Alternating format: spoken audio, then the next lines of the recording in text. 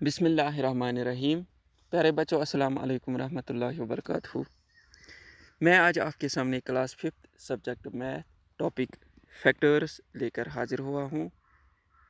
उम्मीद है कि आप इस लेक्चर को गौर से सुनोगे और घर में बैठकर एंजॉय करोगे।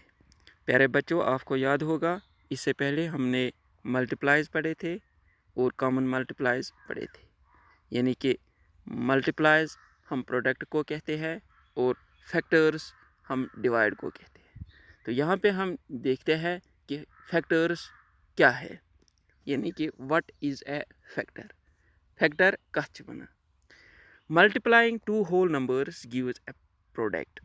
यानी कि येल अस मल्टीप्लाई दोन नंबरन करान तत मिलान अख नंबर यथ वनान product. Product the numbers that we multiply are the factors. गई तम नंबर्स यमन अस पान वन मल्टीप्लाई कोर तमन वनो तेल हम हसा फैक्टर्स ऑफ द प्रोडक्ट। यानी कि अम प्रोडक्ट फैक्टर्स। यतस मे अख एग्जांपल दिसम 2 × 4 यानी कि 2 × 4 इज इक्वल टू 8। यानी कि 2 × 4 बराबर 8। 2 वनो यह हसा गो फैक्टर ऑफ 8। 4 ते हसा फैक्टर ऑफ 8। यानी कि 2 and 4 तेल बनाए फैक्टर्स कमिक 8। ठीक है। ब्याख अख एग्जांपल वन बता यतस a factor divides a number completely without leaving any remainder. Factor वनो अस फैक्टर हसा अख डिवाइड आसा exact divisor of a number completely without leaving any remainder. गो यह एग्जैक्ट डिवाइजर कुन नंबर यथ मज रिमाइंडर 0 नेरान। ठीक है। यतस वो फैक्टर ऑफ 10। यानी कि वो अख नंबर अख मे नी यतस अख नंबर अख 10। 10 ये मे डिवाइड कर गो स्टार्ट कर बह 1 पे तिकाज 1 is a factor of all number. गो 1 पे कर बह स्टार्ट 10 कर बह डिवाइड 1 तत नेर मे कोफिशिएंट 10 रिमाइंडर नेरान 0। पत पक बह इथे कन 2 पे गो सीरियली खस बह हर 1 पे 2 10 कर बह डिवाइड बाय 2 तत मे कोफिशिएंट नेरान 5 रिमाइंडर नेरान 0। इथे कन अगर बह पत 3 पे गो 3 सतन मे रिमाइंडर 0 नेरान कहीं। पत पक बह 4 पे 4 सतन ते नेरान 0 रिमाइंडर कहीं तिकाज तत नेरान 0 अलाव। गो तम हेकन बह यथ मज लिखित फैक्टर्स मज कहीं। पत पक बह 5 पे 5 सत मे नेरान 2 कोफिशिएंट रिमाइंडर नेरान 0। पत अगर बह 6 ते लेख 7 ते लेख 8 9 इन मज नेरान रिमाइंडर 0 कहीं। तेल हेक बह यतस लिखित कहीं तिकाज एग्जैक्ट डिवाइजर वन तथ यथ रिमाइंडर 0 नेर। तम पत लास्टुक 10। यानी कि 10 पन्ने पानुक पान ते आसान फैक्टर तेल क्या लेख बह अतस रिमाइंडर नेर 1 कोफिशिएंट नेर 0। तेल हेक बह यतस वनित फैक्टर हसा गई फैक्टर्स ऑफ 10 हसा 1 2 5 and 10। ठीक है। तो यतस हा बता ब्याख अख एग्जांपल। यानी कि यतस निमो ब्याख number find out the factors of 12। ऐद हो मे यतस 10 वनस निमो 12। गो यथ मज वुच बह 12 कुस कुस फैक्टर तो अत मज करो गोडनेथे कम अस निमो अख जोर। यानी कि यल मे वोन गोडनेथे येल अस दोन नंबरन पान वन मल्टीप्लाई करा तत युस प्रोडक्ट अस दिवान सह गो अमुक प्रोडक्ट। यानी यम जो नंबर अस पान वन मल्टीप्लाई कर तम बनाए तम प्रोडक्ट फैक्टर्स। तो यतस ते वुचो अस तम पेयर्स यमन पेयरन अस पान वन मल्टीप्लाई करा तो तिहुंद प्रोडक्ट गछ 12 बराबर। अस वुचो यतस कुस कुस पेयर सो युहुंद प्रोडक्ट 12 बराबर। अख वुचा 1 × 12 इज इक्वल टू 12। यानी कि पत गो 2 × 6 12। 3 × 4 12। ठीक है। यानी अम पत करो अस पत बे रिपीट 4 × 3 6 × 2 12 × 1 गई इहुंद प्रोडक्ट द्राव अस 12। ठीक है। अम पत वुचो डिवाइड रूल्स मज। यानी कि वुचो पेयर्स करो पे डिवाइड यानी कि यस पेयर अतस न्यू वो अगर 12 करो डिवाइड यह नेर एग्जैक्ट डिवाइजर कि कहें गोडनुक पेयर वो 12 डिवाइड बाय 1 कोफिशिएंट द्रा 12 रिमाइंडर द्रा 0 गो यह एग्जैक्ट डिवाइजर दोयम निमोस 12 डिवाइड बाय 12 कोफिशिएंट द्रावस 1 रिमाइंडर द्राव 0 यानी कि यह एग्जैक्ट डिवाइजर ठीक है दोनवे हम एग्जैक्ट डिवाइजर यानी 1 तो 12 तेल लिख बह यतस 12 हसा डिवाइजेबल 1 तो 12 ठीक है पत निम बह पेयर 2 यानी कि दोयम युस नियाव 12 डिवाइड बाय 2 कोफिशिएंट द्रामुत 6 एंड रिमाइंडर द्रावस 0 यानी कि यह exact divisor 12 divide by 6 coefficient द्राव 2 रिमाइंडर द्रावस 0 यानी कि दोनवन मज द्राव 0 रिमाइंडर तेल वनो 12 हसा एग्जैक्ट डिवाइजर किमोक 12 एग्जैक्ट डिवाइजेबल बाय 2 एंड 6 त्रेयमिस मज वुचान 3 into 4 is equal to 12 यानी कि 12 करो 3 सतन तो 4 सतन 3 सतन वुच 12 यानी कि कोफिशिएंट 4 रिमाइंडर 0 4 सतन करोस डिवाइड कोफिशिएंट द्रावस 3 रिमाइंडर द्रा 0 तेल वन बह यतस 12 हसा डिवाइजेबल बाय 3 एंड 4 दोनवन सूरतन मज द्राव रिमाइंडर 0 ठीक है 12 is divisible by 3 and 4 तो वन वो यतस फैक्टर्स ठीक है यानी कि 12 is divisible by 1 2 3 4 6 and 12 तेल वन बह यतस फैक्टर्स ऑफ 12 हसा 1 2 3 4 6 and 12 वन वो यतस फैक्टर क्या गो तेल वन बह यतस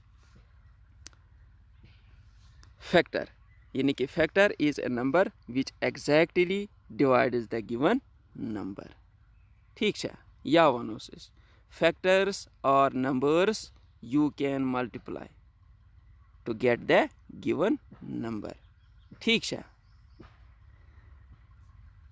पॉइंट्स टू रिमेंबर यानी कि वो कम पॉइंट्स थे यतस जहनस मज यानी कि कम पॉइंट्स थो याद या कम पॉइंट्स गसन जहनस मज रोजन ये फैक्टर्स कड़ान आसो कुन नंबर ये फैक्टर कड़ो कैन पॉइंटन हुन जहनस मज थवन जे फैक्टर्स कित कन कड़ान तो कित कन पजन कड़न अम खतर कह पॉइंट्स याद थवन यथ मज point 1 is a factor of every number ठीक है यानी कि 1 प्रथ कुन फैक्टर 1 हर कुन नंबर फैक्टर तुम वो यतस 1 into 6 is equal to 6 8 divided by 1 is equal to 8 यानी कि 1 सतन यथ मल्टीप्लाई दिमो तत नेरान सुई नंबर युस मल्टीप्लाई दिमो 1 into any number is equal to number itself कुन त नंबरस अगर डिवाइड बाय 1 करो तत नेर सुई number any number divided by 1 is equal to number itself ठीक है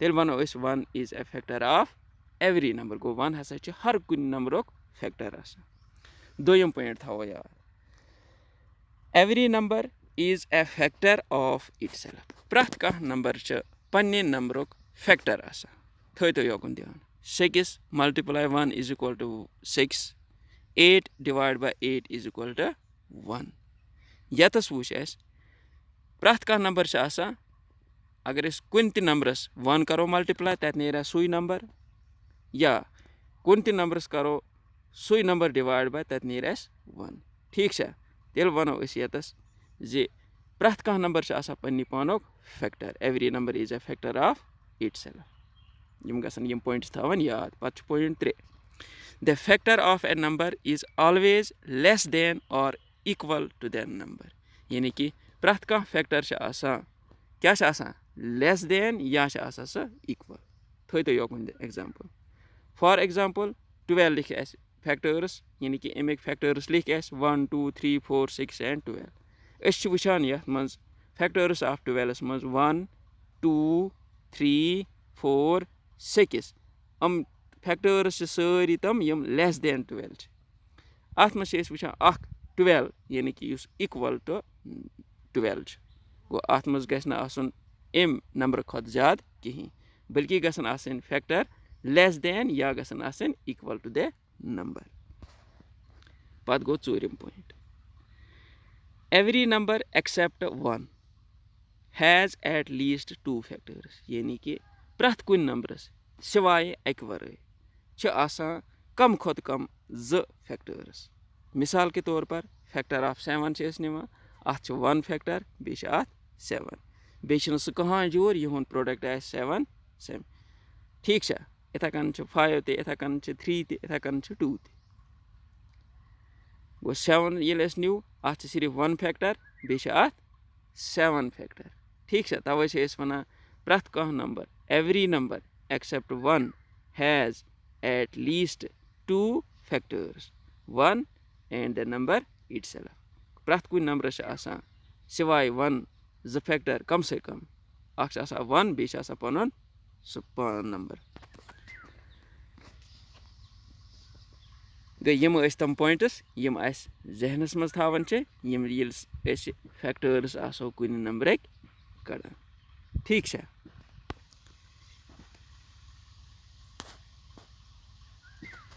वन वो फैक्टर्स ऑफ 30 यानी कि 30 एक फैक्टर वो यतस तम जोर युन प्रोडक्ट 30 नेरान तुम थो योकुन ध्यान 1 into 30 30 2 into 15 30 3 into 10 30 30 5 into 6 30 ठीक है गो यम पेयर तम यह प्रोडक्ट 30 तेल वनो फैक्टर्स ऑफ 30 1 2 3 5 6 10 15 एंड 30 ठीक है थो तो याद अति हम पॉइंट थावन याद यानी कि यम पॉइंट पथ कौन पर हम समझा बता वन ते ठीक है पत गो 3 पॉइंट इथे कन करो पत 4 पॉइंट ठीक है